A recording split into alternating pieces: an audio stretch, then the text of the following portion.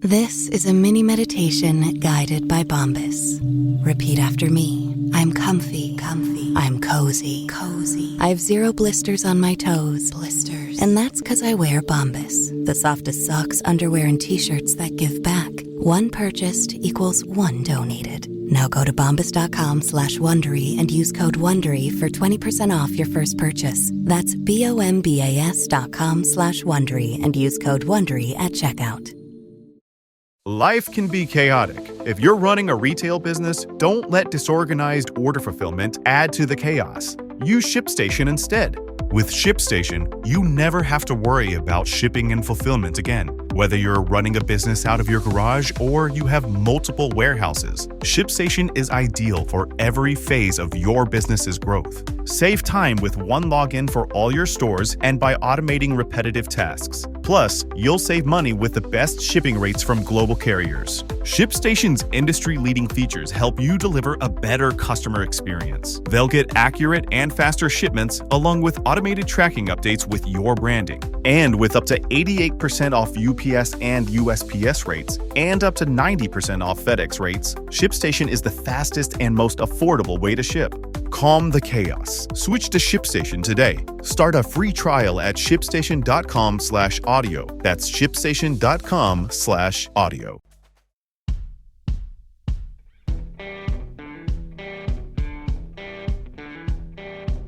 I'm Brett. And I'm Alice. And we are the Prosecutors.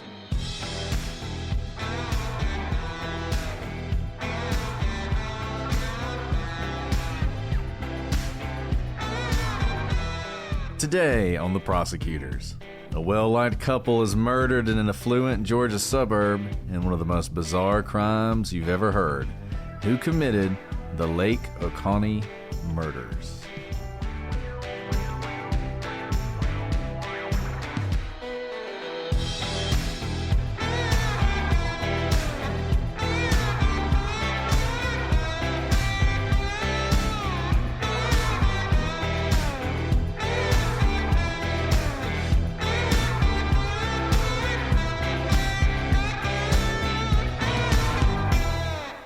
Hello, everybody, and welcome to this episode of The Prosecutors. I'm Brett, and I'm joined by my dearly missed co-host, Alice. Brett, it's so good to be back. You may not have noticed because, other people have lives and we've recorded a lot of episodes ahead of time, but I had a baby like a month ago, and so I haven't really talked to Brett in about a month. I haven't talked to anybody in about a month, and it's so good to be back. You guys may hear some adorable baby noises in the background. I don't know. We'll see. We'll see what happens tonight. We'll see. We're rolling with it. We're doing it live. We're doing it live. And we are doing it live, and it's good to see our patrons who we've also not seen. See, those of you who are listening every week, you're like, what are you talking about? I've heard you every week. But if you're a patron, you know how the sausage is made. You know that we've taken quite a bit of a break. So if this episode is kind of rough and weird, just know it's because we haven't done this in so long we forgot how to do it. We forget how to talk to each other. Yeah. Because other than recording, apparently I never speak to my best friend Brett. That's true. And we do talk to each other a lot more when we're doing this. I don't remember the last time I talked to you not on the podcast. I mean, we text and stuff. We text, but that's not the same. Texting does not take place of how fun it is to garner all those 1-star reviews for all our bantering. Y'all know what? I haven't talked to adults in so long. I will banter all the heck I want with you. There you go. Except this case. I'm just starting to care less and less what people think. So if you just want to talk for 30 minutes, we can start doing that. We can be like My Favorite Murder, where they talk for like an hour before they get to the case, and they spend like 10 minutes on the case, and they're done. I do have to say, so I have had a lot of time to scroll on my phone because I get nap trapped all the time, which is fantastic in this stage of, newbornness. But my favorite, and there's been a couple 1-star reviews in the last month, and my favorites are like fantastic research, great expertise, good stories, good insights. 3 stars. Don't like 3 minutes of ads. And I'm like, I know. You are unpleasable, sir. People are like, you need to get to the point. It's like, whatever. This is my show, man. I'll talk as long as I want. It's the journey, not the destination, exactly. Y'all. It's the journey. It's the friends we made along the way. So y'all need to chill out. Sorry. Here we are getting feisty. With all we that, come though, back. We do this, and what do? We're insulting everybody. There we go.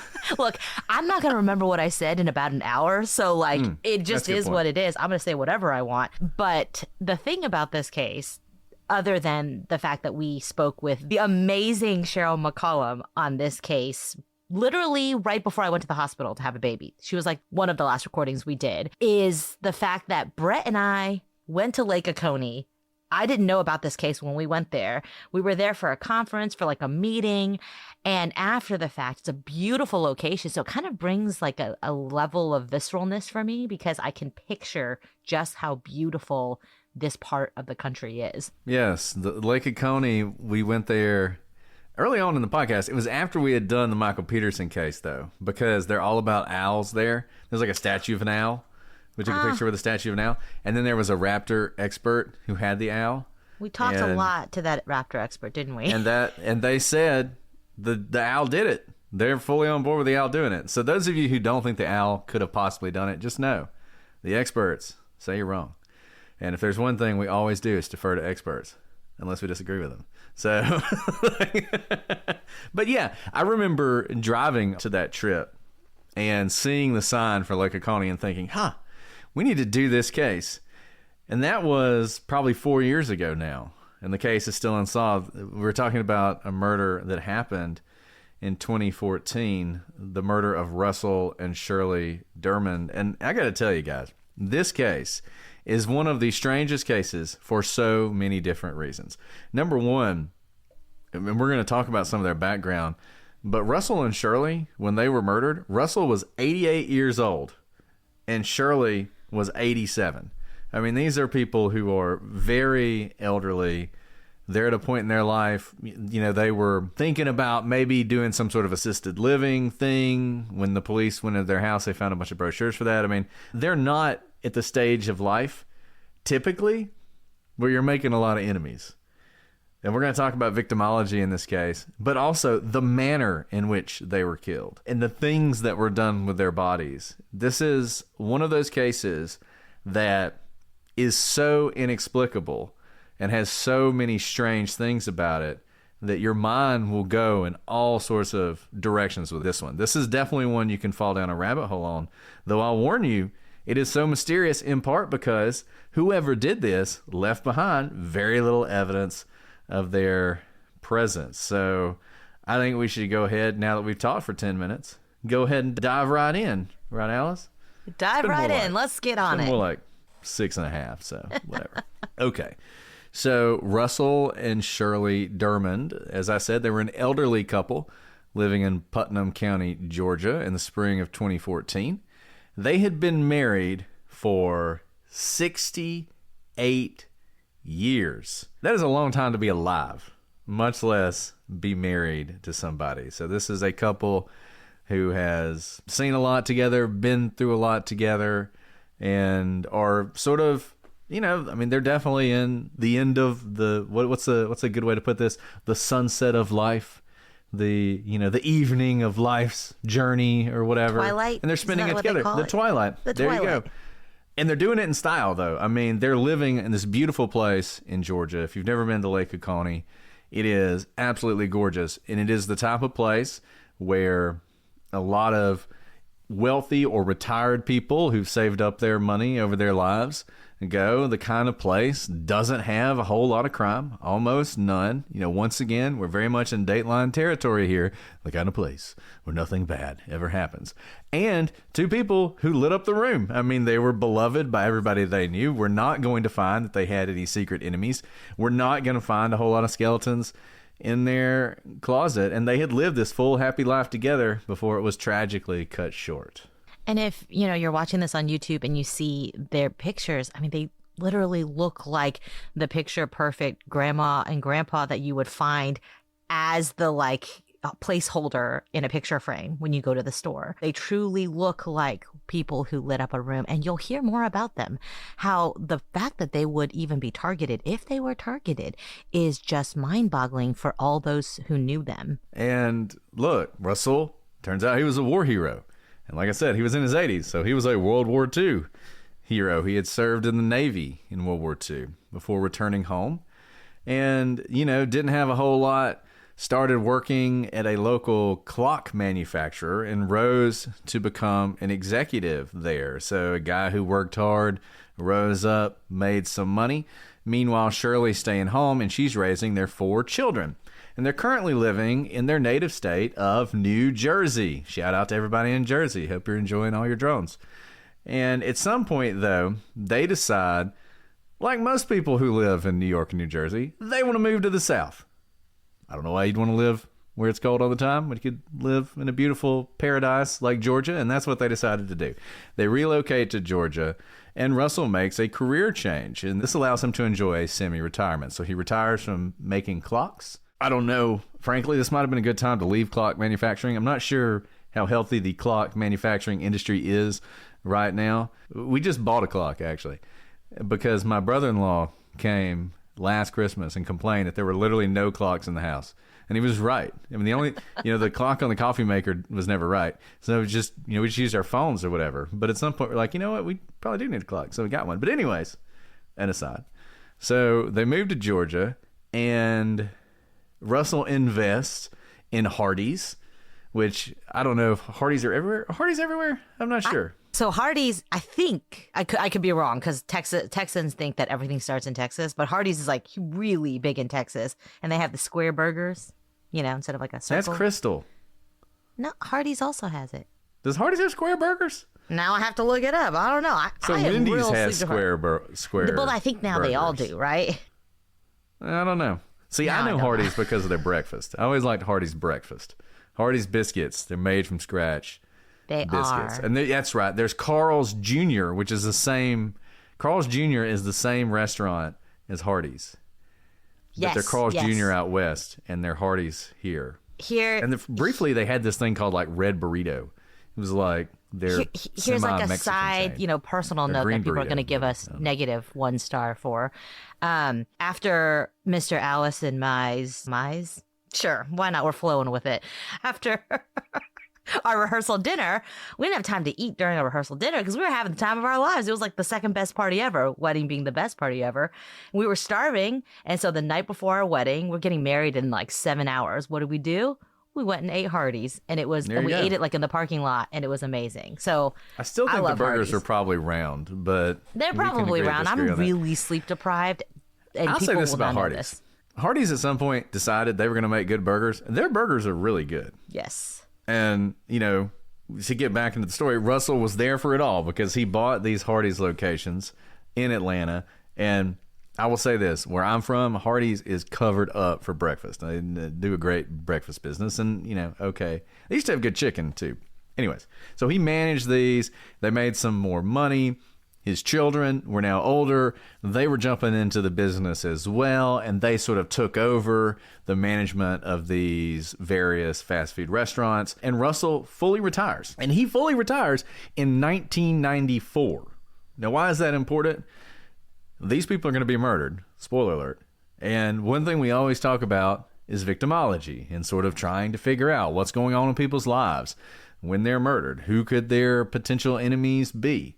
Well, one thing you immediately think when you hear like executive, a guy who owns a business, disgruntled employees, disgruntled business partners, people who, for whatever reason, get sideways with Russell. Well, if it's something like that, this person would have waited 2 decades to exact their revenge on Russell. So it automatically feels like that avenue that you often see, think about the Ramsey case. There were a lot of people who thought maybe John Ramsey's burgeoning business was one of the motivations behind what happened in that case. Well, if that's what you're thinking, probably not, because he had been retired now for 20 years. And upon retirement, they had a pretty quiet life. They were retired for about 6 years until 2000, when Russell and Shirley made the decision to leave their home state of New Jersey and move down to the Atlanta area, back to peaceful Putnam County, Georgia.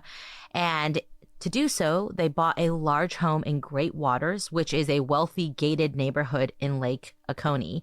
Now, Lake Oconee, if you're not familiar with it, is the second largest lake in Georgia. It has 376 miles of shoreline and a coverage of 20,000 acres. So this isn't like some small little lake. This is really quite large, and it's absolutely beautiful. Even though it's quite expensive to live right on Lake Oconee, it also has this very pastoral feel. It's not in the middle of the city. It is not urban whatsoever. It's a very, very quiet, idyllic type of life.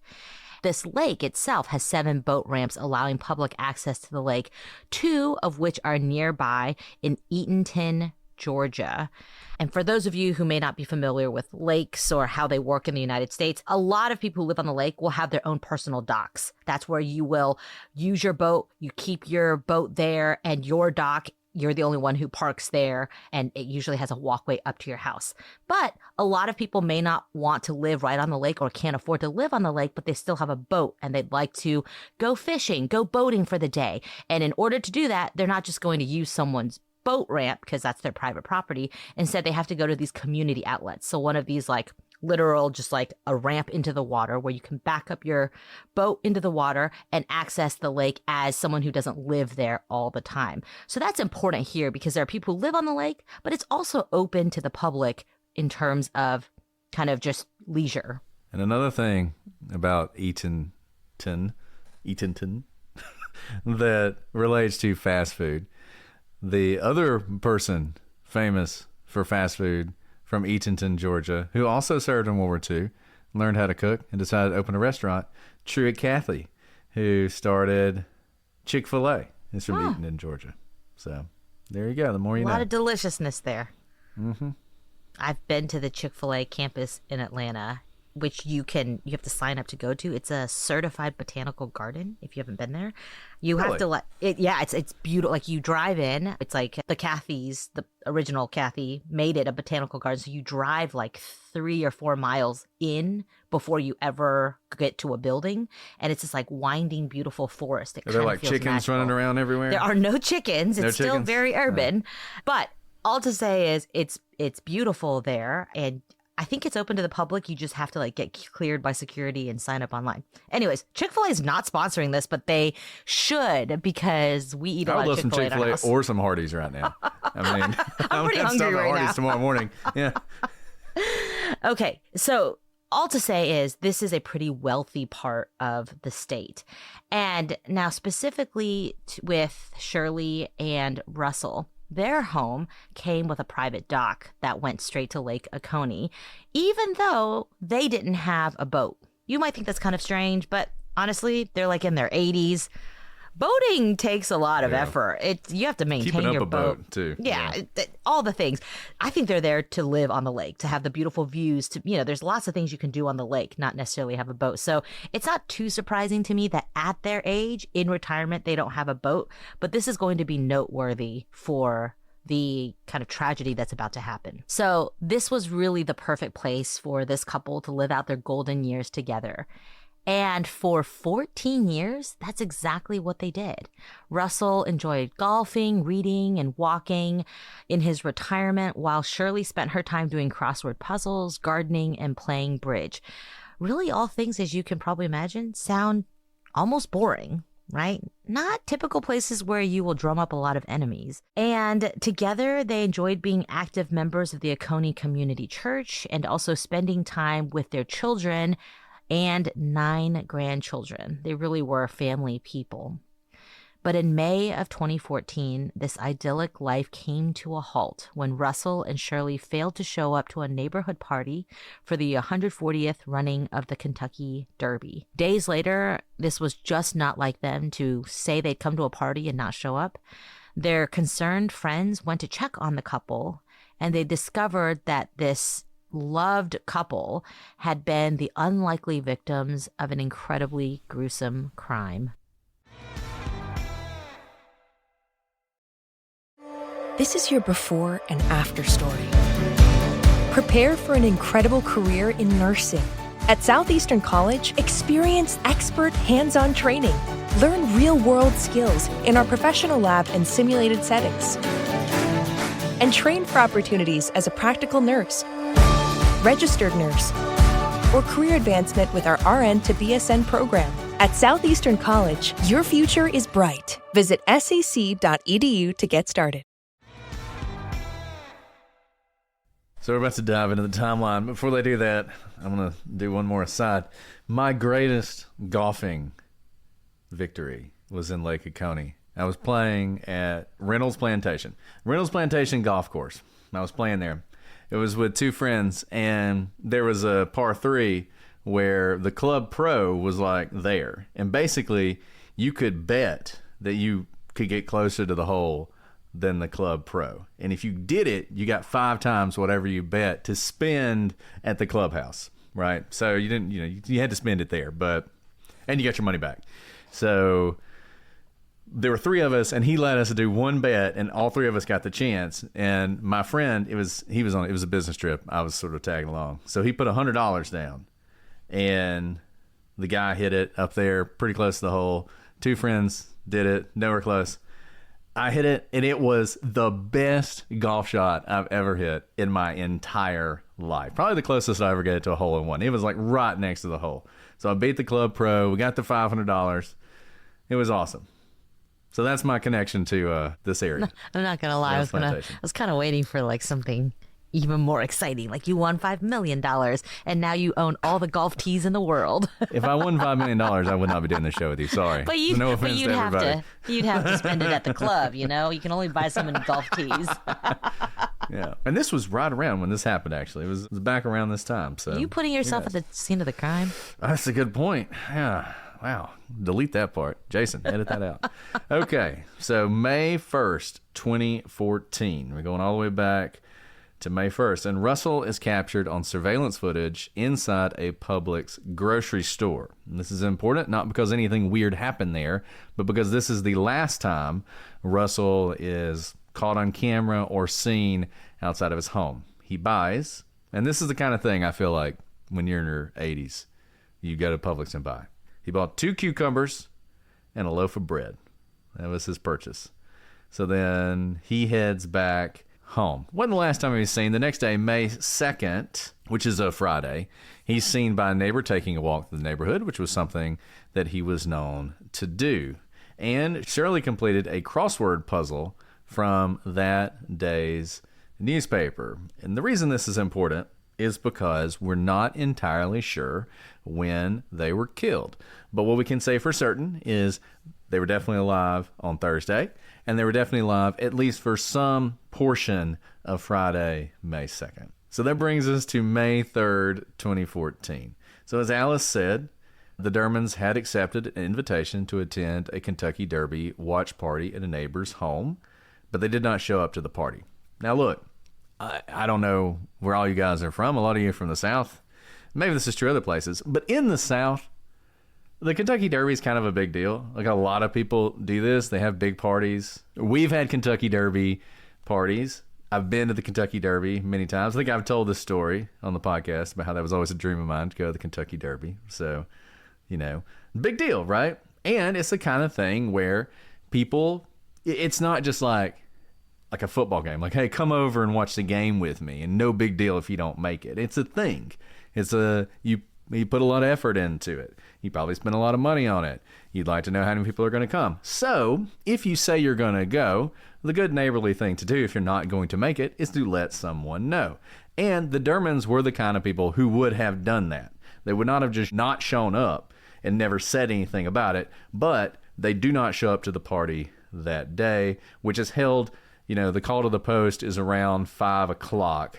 Between 5 and 6 o'clock. So 5 or 6 o'clock in the afternoon is when the actual race happens, and the party probably would have began a couple hours before that. So the mail in the Dermonds' mailbox would later be discovered to be dating back to Saturday, May 3rd.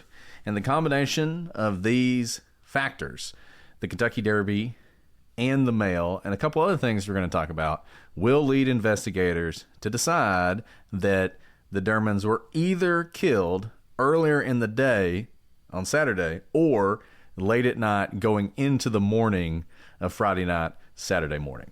So that's Saturday, and we know that the Dermonds don't make it to this Kentucky Derby party. Now, fast forward to Monday, May 6, 2014.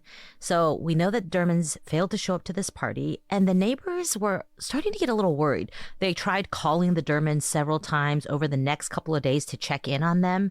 I think this also shows not only do people take these parties seriously, but the Dermonds are very involved in their communities, even though they've been retired for 2 decades, essentially, and they've lived here for 14 years. They're not recluses. They are quite, part of the fabric of the community, so much so that they have lots of friends checking in on them. That we talk about this all the time, where I've said before, I hope if I ever disappear that someone notices, before a week or 2 or 3 pass by. And that's exactly what's happening. Pretty much as soon as they fail to show up to this party, people are worried and they're trying to check in on them. And when they have not heard back from either of them, on Monday, May 6th, a couple of the neighbors decide to stop by the Dermonds' home just to make sure everything's okay. And when the neighbors stop by, they notice that there's 2 days worth of newspapers that are still sitting on the driveway, which is unusual for the Dermonds if they are at home. Now, this is kind of the first sign that gets them kind of concerned. So they don't just leave. Instead, like the good friends they are, they approach the house and they start knocking on the door. And they knock several times, but no one answers. And so they walk to the back of the Dermonds' home, and the back of the home faces the lake. This is just kind of one of the pictures of lake houses, front, back. You can go in on both sides, right? And what they find on the back door is that it's unlocked. And so the neighbors, they let themselves in. And when they do, they call for Shirley and Russell, but they get no response. Still, they are very concerned now. They start walking through every room of the house, but nothing appears out of place. Then they make it to the garage, and that's when they're met with a shocking sight. Because behind the couple's cars was Russell's decapitated body. He was found in his bathrobe with slippers nearby, laying on his back in a pool of blood which had begun to dry around him. And towels had been shoved around his body to prevent the blood from seeping under the garage door and down the driveway. Those of you who may follow true crime, you know that unfortunately, the body does have a lot of blood that can seep out. And this is a very interesting fact, that there's the added step after decapitation of putting towels around Russell's body to further evade detection. And one of the most puzzling things, perhaps, besides why anyone would target and kill Russell in such a gruesome way, was that his head was nowhere to be found. And neither was Shirley. Not just her head, but her entire body. All they found was the body of Russell laying in his own drying pool of blood in the garage. So let's go ahead and stop for a second and talk a little bit about this, because I think we're already seeing some things that are clues about what exactly happened here. Number one, as Alice mentioned, which door was open? The back door. Now, this home, it sits on a cul-de-sac deep in this neighborhood, this gated community. In order to get into this community, and gated community is sometimes strong, right? Like you think there's actually a gate, and some places are, and maybe this places there is one. But I think it's more, from my understanding, there's a guard in a guardhouse, the gate's open, there's some video cameras, and you basically drive in, you wave at the guard, and you keep going. But that's one way in this neighborhood. You have to drive for a while to get to the Dermonds' house, and that's the only way in if you drive. And then you would pull up to the front of the house, and presumably you'd go in through the front door. Or you can come in by boat. The Dermonds, as Alice noted, have a boat dock. If you tied up at the boat dock and you headed up to the house, the first door you would reach is the back door. And if you wanted to leave the house and go down to the boat dock, what door would you probably use? The back door. Which door is open? The back door. So this is already starting to tell us that there's some evidence here already that whoever did this probably came in and left through the unlocked back door, which would naturally take them down to the boat dock. And a few things since we're talking about the back door. If you know someone, typically you may feel more comfortable going through not the main door. So if you just have, say, the UPS person or the delivery person, or maybe someone who's going door to door, asking if they can wash your windows for you, or they're trying to sell you some goods, where do they go? They typically go to the front door. They probably ring the doorbell or something like that. And another thing to note about this back door, they didn't find that it was forced open. It was unlocked. Now, one of several things could have happened, but one of two major things could have happened. The door was opened willingly by the Dermonds from the inside. Why would they open it to someone? Maybe they knew them. Maybe this person was unthreatening. Or the person who was coming in had access somehow to the door. Or they typically leave their doors unlocked and someone knew that this door was unlocked. Because I'll say this, we have a lot of points of entry into our home in the house that I live in now. This is, don't come rob me. And there are certain doors that are always bolted because we never use those doors. We never walk through them. They probably are painted shut. And there are doors that we use all the time that more often than not will probably be unlocked. If you see a photo of the Dermonds' home, it's not a small home, especially when you're talking about front and back entrances and we're talking about potential access from the lake through a dock. Having some knowledge of where to go in this house would be helpful. Right? It's not completely straightforward. It's not a shotgun home where there's just a front door and a back door and boom, that's it. Right? And so you're beginning to see some sort of picture form in terms of either familiarity with how this gated community works, how surveillance works, how to access the home, how to gain access to this home without force. The other thing that you have to immediately think about is this murder took some level of physicality and dexterity, because this wasn't, anybody can shoot somebody, but if you're going to decapitate someone, that takes a little bit of work. Now, as we're going to learn later, Russell was very likely dead when he was decapitated. Nevertheless, you are going to have to be someone who could get down on the ground with a knife and complete a decapitation. That automatically tells you, if you're thinking, is this another 88-year-old? Probably not. And along the lines of dexterity, time. If, in fact, you're going to go the added step, you don't need to decapitate someone to kill them, especially if we find out later that the decapitation happens post-mortem. So that's just extra. Most people who are trying to commit a crime, whether it be a murder or a robbery or anything else, try to get in and out. So once the deed is done, once Russell's dead, there's no need to stick around and do this added level of just torture, really. I mean, he's dead, but it is just absolutely, it's demoralizing for his loved ones, not just to find him brutally murdered, but then to have this disrespect of his head being removed. And then the added time and forethought to put towels around him to further evade detection.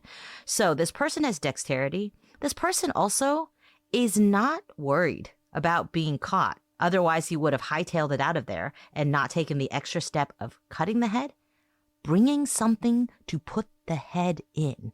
If you think that's a lot of blood around him, there's going to be a lot of blood on the head. Maybe he walked out just holding a head. But probably he thought enough about it to bring something to put the head in. That doesn't sound like a heat of the moment matter. It sounds like very calculated, very cold, very planned, and also huge question mark. Why? Why take Russell's head? And as you noted, this person obviously feels like at the time this happens, they have all the time in the world. Because they have time to remove the head. They have time to do the towels. But they're also trying to buy time down the road. They don't want this murder being discovered, for instance, the next morning. They don't want the paper guy to come throw the paper out and see blood seeping out from underneath the garage door and call the cops. They want some time in between when this happens to get away / create an alibi, whatever they need to do in that period of time. And that automatically makes you think, is this someone who is in some way connected to them? Because you would think, and I think if you talk to people in the behavioral analysis unit, if you talk to Julia over on the consult, she would probably tell you that taking time to do something like this to delay discovery usually means it's not a random act of violence, because what you do in a random act of violence is you kill the person and then you get out, because getting away is the most important thing. Because if you can get away, no one's ever really going to be able to tie you to that particular murder. They don't do that. For some reason, they are seeking to delay discovery of the bodies. So this poor couple, they come in, they find the bodies. To give you some idea, they're looking around the house and they see nothing out of the ordinary. Like, there's no indication to them that anything has happened in the house, with the exception of things like the newspapers in the driveway. And also to note, they don't see things like bloody or muddy footprints. We know that the person who is standing over an already dead Russell likely is getting blood on them as they are decapitating Russell. That's why there's towels to keep back the blood. Yet, there's not a tracking of the blood across the house, which could mean that they didn't go back through the house.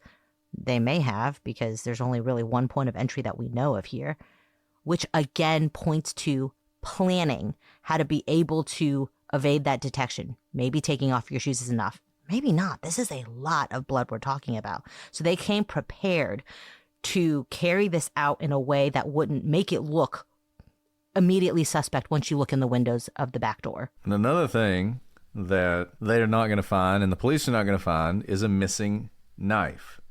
Whoever did this, it seems as though they brought the knife with them that they used to commit this decapitation. And the police are going to say this was a pretty smooth cut. This was a sharp knife. We get too graphic here, but you could tell that this wasn't like a raggedly done thing when they did this. So it seems like this person came prepared with a sharp knife to do this thing that they were going to do. So this couple, they come in, they eventually make it to the garage, and when you open the door, you couldn't actually see anything, because the body, Russell's body, is actually towards the back of the garage, towards those garage doors, behind the car. And I think this is an interesting question too, because you're going to have to ask yourself at some point, how did Russell, in his slippers and his, boxers and undershirt and robe, get to that point where this happened to him? Was he killed there? Was he taken there? That's going to be important when you're trying to figure out exactly how this went down. So the police show up, the investigators show up, they're alerted to this murder. It's all hands on deck. When they arrive, unfortunately, they don't find a lot that gives them any leads. There's just not a lot of evidence in this case. There is no sign of forced entry. There is nothing missing from the house. And this includes high-value items and small items. Russell owned some Rolex watches that were worth some money. There's jewelry. There's money. There's electronics. None of it is missing. There's no indication the house has been ransacked. Nobody even tried to make it look like a robbery. The back door, as we said, was unlocked. Now, it's unclear whether that door was always unlocked or if someone unlocked it. And this is something that's just hard to say. This is the kind of community where you could leave your back door unlocked because you're going out there to sit and drink coffee and look at the lake and never think anything of it. Never think anybody's going to come in. So it's not entirely clear whether it was open for someone or whether it was just always open. Yeah, and kind of along the lines of being able to leave your doors open. Not only is this a gated community, the properties are pretty large. So this is not an urban area where someone downtown can just stumble into the alley and come into your home. Really, kind of the only way is through that gate or the lake. And most people aren't just like swimming in this 370 some odd mile shoreline lake. It's so large that you need a boat to access it. And people are typically not just boating around trying people's back doors, because boats are loud. You need to have access to a boat, which is kind of expensive. And they're very, you can see them very easily on the lake, especially when we're talking about a cul-de-sac situation where if you see someone's boat, you notice when a boat doesn't belong in your cul-de-sac, because people know whose boats are whose, and any community members who come, they usually don't go into the kind of these quieter coves. You're going out into the open water, you're going fishing or something like that. There's nothing to do here. It's not for sightseeing purposes. This is really for view purposes. their lakefront property is for viewing. Right, exactly. And, the other thing we can talk about, and I'm sure we'll talk about this some more, but those of you who lived on a lake, boats are loud. I mean, nobody's rowboating across the lake. They're using a motor. Even if you're at a pretty low speed, it's going to be somewhat loud, and sound travels across lakes. And certainly when you're going at any speed, you're going to hear the boat. One thing that I think is interesting about this case, and something to think about, could someone have pulled a boat up to this home without them knowing about it? I'm not going to say it's impossible, but you would either have to make yourself very conspicuous because you're moving so slow and silently across the lake so as to try not to make noise, or you're going to make noise and somebody would be like, that sounds like a boat pulling up to our dock. And that could also tell you something about who this is, because if it's someone they knew or someone somehow connected to them, that might not be something that would arouse suspicion. And it might be something that would lead you to unlock the back door, for instance. And along the lines of that boat thing, very bold if this person uses a boat. Because what do you have to do with a boat when you park it? You leave it on the open water for all to see for the amount of time it's going to take to commit this murder. That is, talk about a sitting duck. We talked about, just several docks on this cul-de-sac area. And so all you need is someone to look out the window and say, what boat's over at the Dermonds dock? They don't have a boat. None of their kids are visiting. I've never seen that boat before. That's noteworthy.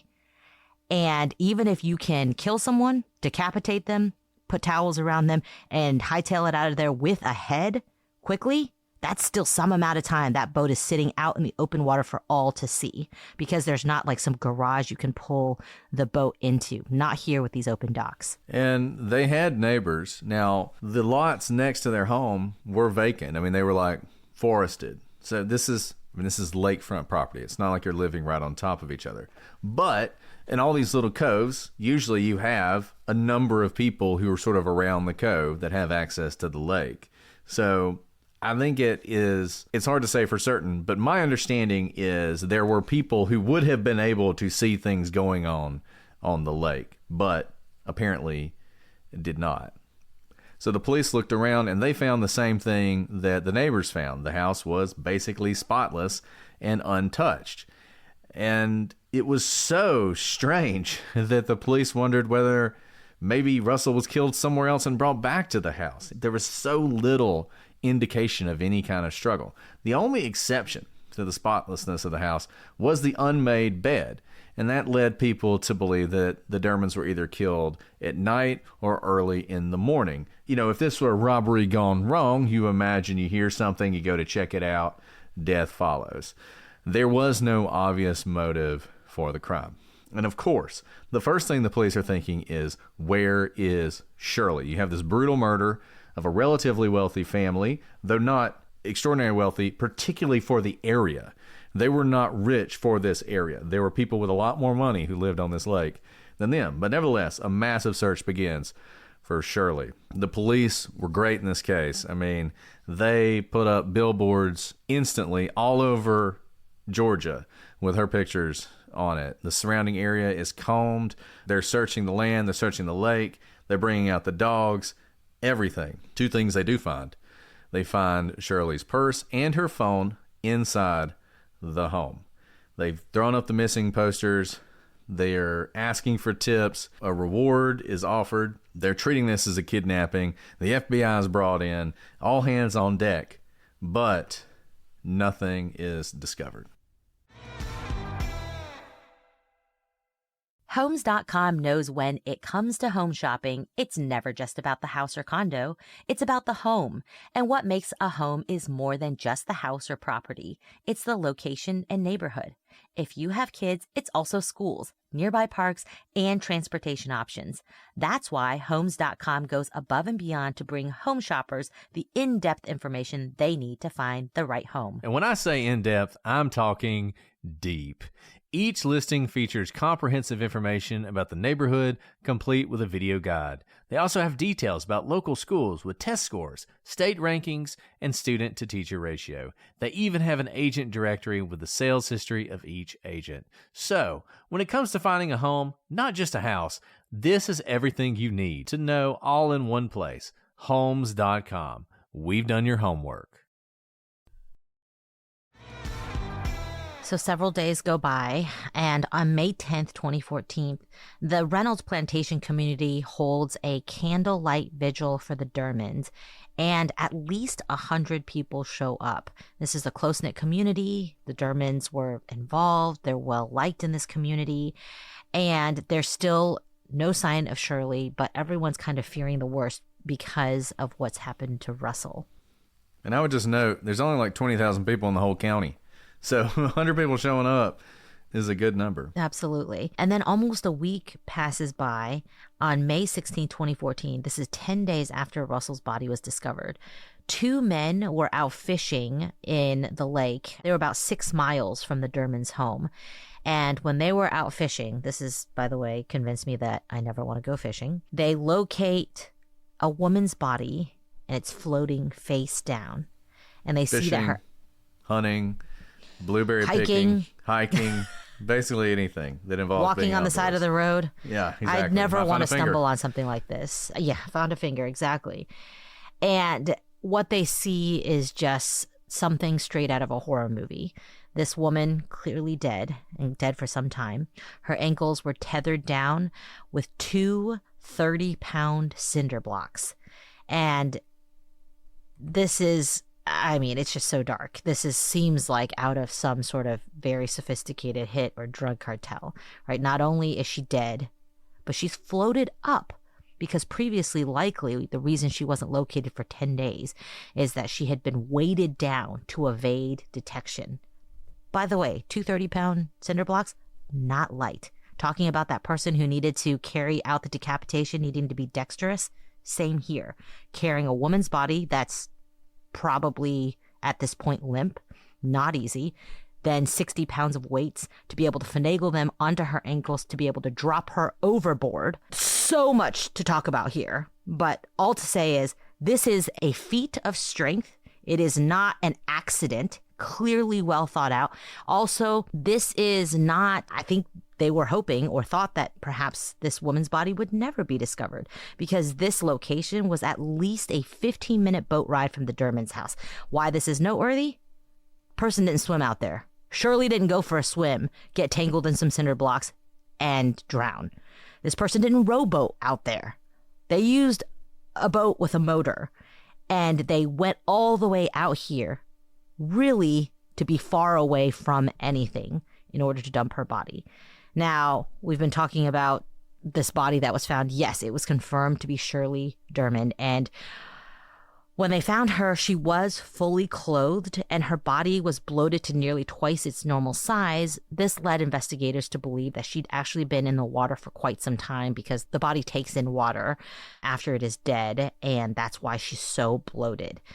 Now, Shirley's body was not discovered during that initial search that we talked about. You know, the police did a pretty thorough search, but this is a large lake.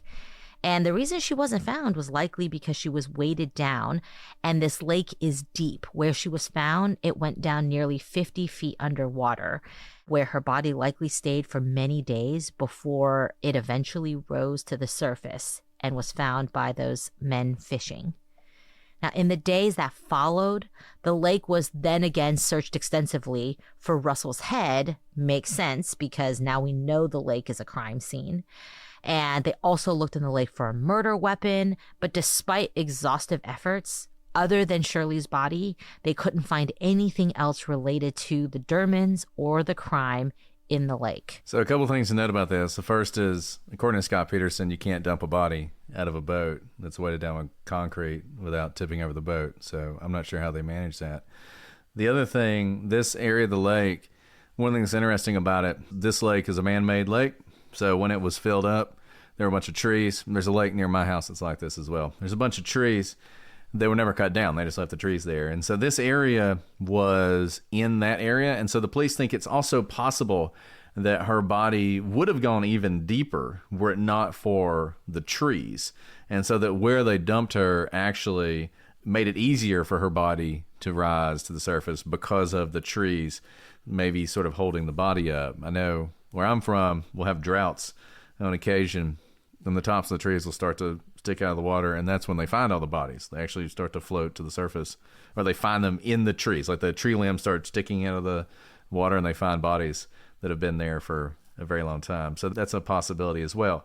The other thing, the concrete blocks did not come from the Dermonds' house. There's no indication that those cinder blocks were there, which means whoever did this brought them with them, which goes back to how well prepared this person was to do this. The other thing, she was tied, apparently, it's funny because you listen and read various things about this, and the police are careful about what they say, but every now and then somebody says something and you're like, that's new information, and you wonder if they meant to say that or if they were right about that. Apparently the blocks were tied to her with parachute cord, which we talked about when we did the D.B. Cooper case about he used parachute cord to tie the bag to himself.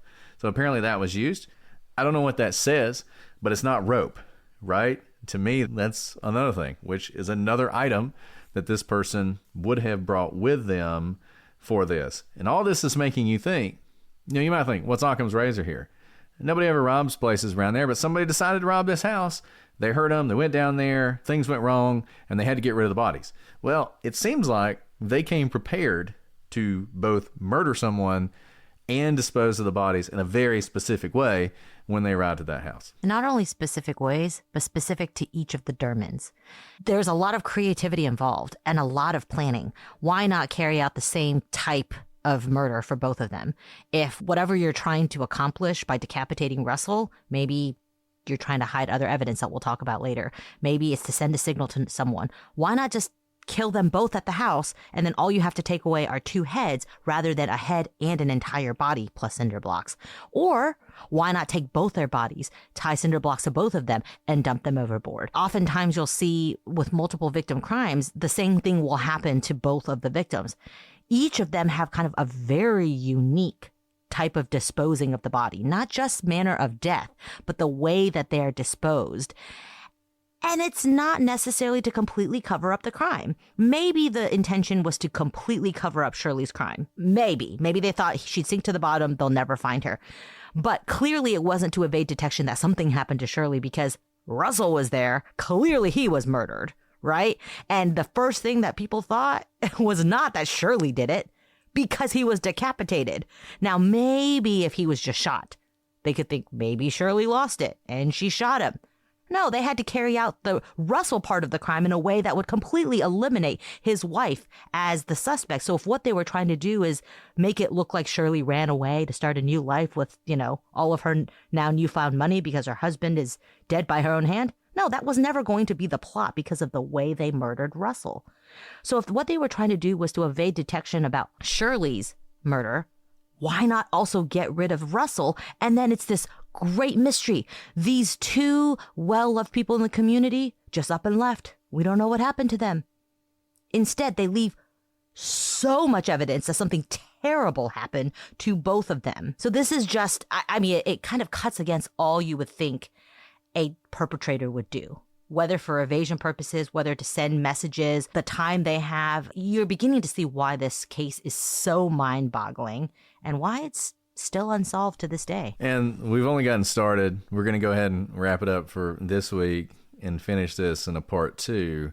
But Alice is right. One thing that should already be striking you is there are some, we said this was going to be weird, and we weren't lying to you. And it's weird in a very specific way. It's almost, if this were a murder plot in a movie, you would be like, this doesn't make any sense. Like, why would you do that? Why would you do this? Why are you weighing somebody's body down as if you want to hide it forever when you left the other body there decapitated? It'd be one thing if you took them both to the lake and weighed them down and then they just disappeared. Maybe they started a new life. Like, people would think they went and, were living in Mexico or whatever. They wanted to get away from the kids. Who knows, right? But you do this very specific thing, and it's only going to get weirder. Next week, we're going to talk about the cause of death in both cases. You're probably thinking, well, Russell was decapitated, so that's probably has something to do with that. Nope, you'd be wrong. And Shirley's cause of death is also strange because it doesn't really make sense when you connect it to Russell's cause of death. And there's a lot of information we're going to go through, and we're going to get into theories and talk about some possibilities in this case, and also just a whole bunch of questions. We've already started to highlight them. Strange things about this case. And I feel like maybe if you could answer some of these questions, you would have a better idea of what happened in this case, though frankly, maybe not. I don't know. This is one of the strangest cases you're ever going to see. And I think there's a reason that now, 10 years later, we still haven't solved this case. Going on 11 years later, we still haven't solved this case. But we're hoping, as always, that maybe somebody out there has some information. If you do have that information, shoot us an email, prosecutorspod@gmail.com. Contact us on all your social media at ProsecutorsPod for Twitter, Facebook, Instagram, TikTok, if it still exists by the time you hear this podcast. I mean, put all that effort into creating TikTok, and now it's, who knows, might go away. Anyway, if you want to support us, you can always join Patreon and see us record these live, give your input as we're recording, or worst case, hear these episodes early and ad-free. I know some of you hate the ads so much. For only $3 a month, you can listen to every episode without a single ad. So there you go. Alice, do you want to answer a question before we go? Let's do that. So yes, let's definitely answer a question. Okay. Do you have anything you want to tell the family about the newest addition to your family? You got any little anecdotes or anything? I didn't want anyone to get bored with all my chit chat about my family before we started, but you got your true crime in. Those of you who are listening now, we are, the babe is like a month old now. That was a whirlwind, but we are all good now. So when we had the baby, we kind of had an unexpected stay in the NICU, which those of you who've been listening to us for a while know that Brett also had a NICU baby. And this is my fourth baby now, and we've never had a NICU experience before now. And I truly have to say it was unlike anything I'd ever experienced. And every NICU parent out there, my heart goes out to you, because it is not like any other experience. I will never see someone post a picture of their baby in like the whole swaddle cloth from the hospital the same again, because all I can think is like, wow, what a privilege. You get to hold your baby after you've had your baby, which is not something we got to do for quite some time in the NICU. But the doctors and the nurses were literal godsends, and they were so amazing to us. They saw me ugly cry a lot, a lot. And they did everything they could to make sure we knew what was going on, which was incredible, because I know I must not be the best patient, because I think I know so much. I know nothing about the medical field.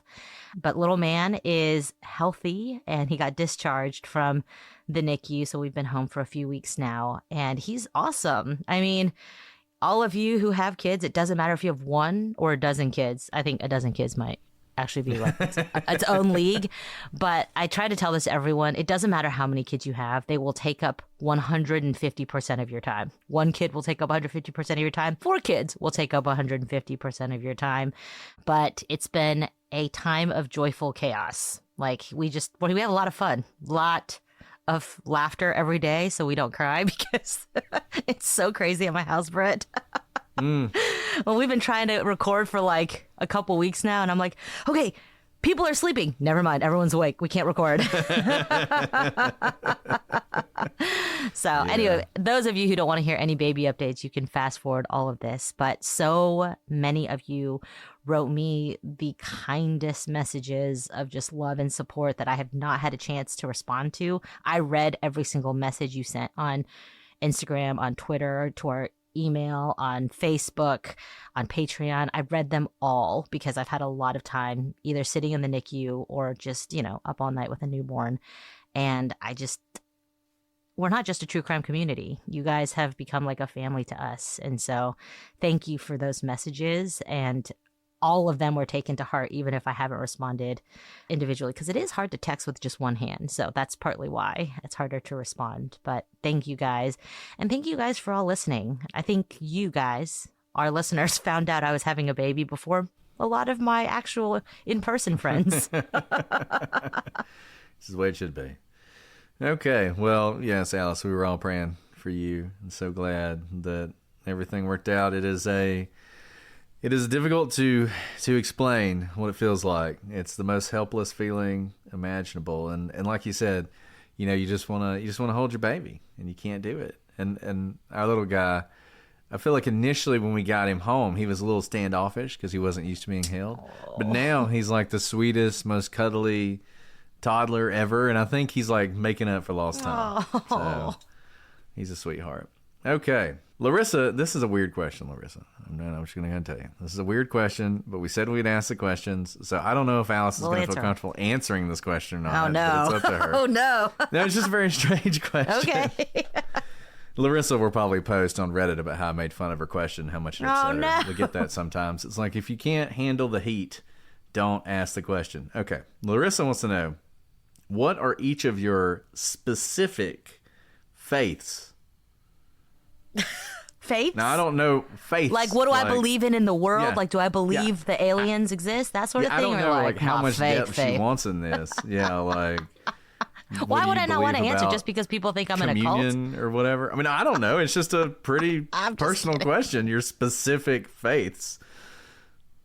I'll answer it, sure. If this person is asking what we think they're asking, because what if they're like, what if she posts on Reddit, if she's like, guys, I just wanted to know, like, if you like cheese or not cheese. Right. Yeah, well, everybody knows the answer to that question. Do you want to go? You have a pretty, yours ties into a lot of where you're from, which I really like. And I'll give my real answer too. People, we're going to get real deep because I told you, I'm not going to remember anything I said like in an hour because I'm so tired. Well, I'm a Christian. I don't know if that's specific enough.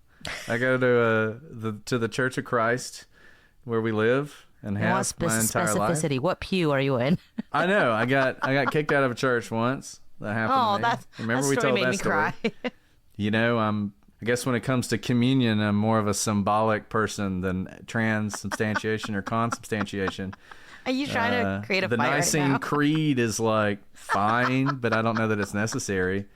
Okay, St. Augustine, I never really liked him, frankly. Can I tell a really quick story about the Nicene Creed, since you brought up the Nicene Creed? So this is going to show where we diverge. When you get into specificity, Brett and Alice are pretty different. So I'm Catholic, but I'm a convert. And it was a very dramatic conversion, which we can find me at the next CrimeCon, and I'll tell you why I converted. And I love the Catholic faith. But about the Nicene Creed, we live in the Deep South, the Bible Belt, where Brett's flavor of the faith is much more socially acceptable than mine, shall we say. Whatever, we love Catholics. How about Catholics? I don't know about that. Let's just say, people say when we moved here, they're like, well, what church are you going to, sweetheart? And I said, oh, the Catholic church. And they said, oh, dear. She just said Saint whatever, and it could have been Episcopalian. That's fair. So we had a friend, this is like soon after we moved here, and they live here. I don't know what their faith is. I didn't ask that very specific question. And they came over and they brought us dinner. It was like a play date, and they brought dinner, which was very nice. And my kids, and I was like, everyone prays before dinner in the South, like whatever stripe of faith you are. So it's not weird to say, okay, kids, let's say a little blessing. Like most of our kids at our schools, like at the little daycares, I'll say a little like, God is good, God is great, sort of blessing, right? So it's like pretty unobjectionable to say a blessing before a meal. So the kids are like about to dig into their tacos, and my son says, we should pray for our food. And I was like, oh yeah, let's pray for our food. That's what we do here. And then he's like, this is my oldest. He's like 3. No, he's 3. He can barely speak at this point. And he's never done this before. I don't know why he did it tonight. Most of the time we say like, thank you, God, for our food. Amen. That's what we say at dinner, right? So this is not, that's our normal dinner prayer. He starts and he goes through the entire Nicene Creed. I didn't know he knew the Nicene Creed. Wow. He literally That's started impressive. with, I believe in God, the Father Almighty, maker of heaven and earth, and goes through the entire freaking Nicene Creed. And it takes like, about a minute or two, especially when you're 3 and stumbling over the words. Yeah. And everyone around the table is like bursting out laughing. We don't know each other that well. They think I'm raising a cult child. Well, and he takes it seriously, and he's like, amen. It's like I went to a wedding once, and the guy was Catholic, and the girl was raised Protestant, but was converting, or had converted to Catholicism. But we go to it's a Catholic wedding, so we're doing the whole Catholic Mass, but half of us are Catholic, and half of us are not. And at some point, they do the Our Father. And so, for Catholics, I guess Catholics, Our Father ends with, forgive us our trespasses and those for, trespassing. Oh, and then the next part, yeah. But for us, the next part is, for thine is the kingdom, the power, and the glory forever. Well, so the Catholic people stop and the Protestants keep going. It was a trick. And then everybody starts laughing. And the priest makes a joke about how, weddings bringing people together, right? It was pretty funny. But anyway. So, so there you go. There you go, Larissa. Now you know. Saying the Our Father would have been a whole lot more appropriate at dinner than the Nicene Creed. Much shorter, too. Much shorter. So that friend, we stayed friends. But, man, she was like, when I first met you, I was like, you are weird, girl. You really, committed. Well, that was a fun question. Okay. Yeah. Good job, Larissa. We'll give you props. Okay, guys. We're going to let Alice go to bed because she is a trooper and has... No, this has been such a joy. I've really missed you guys. Thanks for letting me take a break, too. But we're back, baby. Absolutely. We're back. So, just back to normal. Well, we'll probably I don't know about that. For those of you who may be watching these live, we may be a little unorganized, disorganized in our how we do this and when we do this. So you'll just have to watch out for the announcements. But we'll be back soon because we got to finish this wild story, and give you our thoughts on it. I hope you're already hooked. I'm sure you are. This is a wild one. Okay, well, guys, thank you so much for joining us. So glad to be back. For those of you listening when this comes out, Happy New Year. It's January 2025. I hope this year is amazing for you and you get everything you want. Well, we will be back next week with more on this case. But until then, I'm Brett. And I'm Alice. And we are the Prosecutors.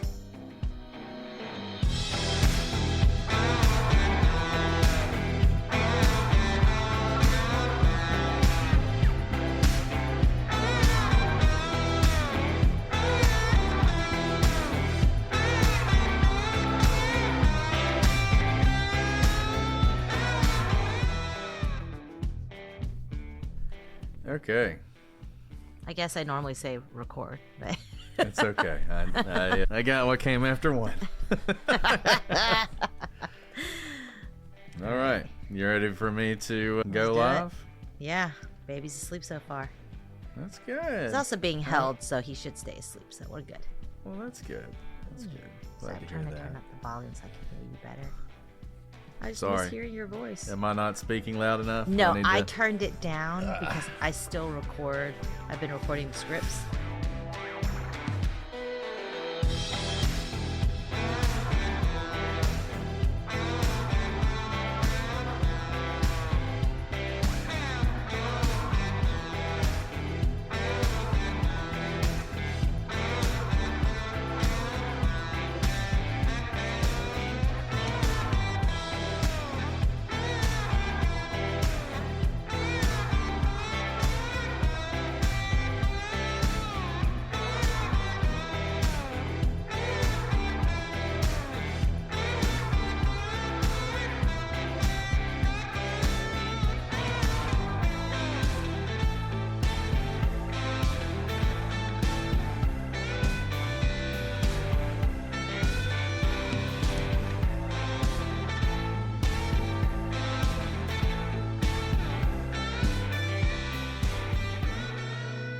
They're so see. loud on the playbacks.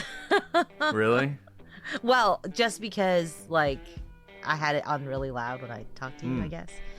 Anyways, all to say is, we're back, baby! We're back. That's right. I miss you guys. That's when missed you you say, too. I miss you too.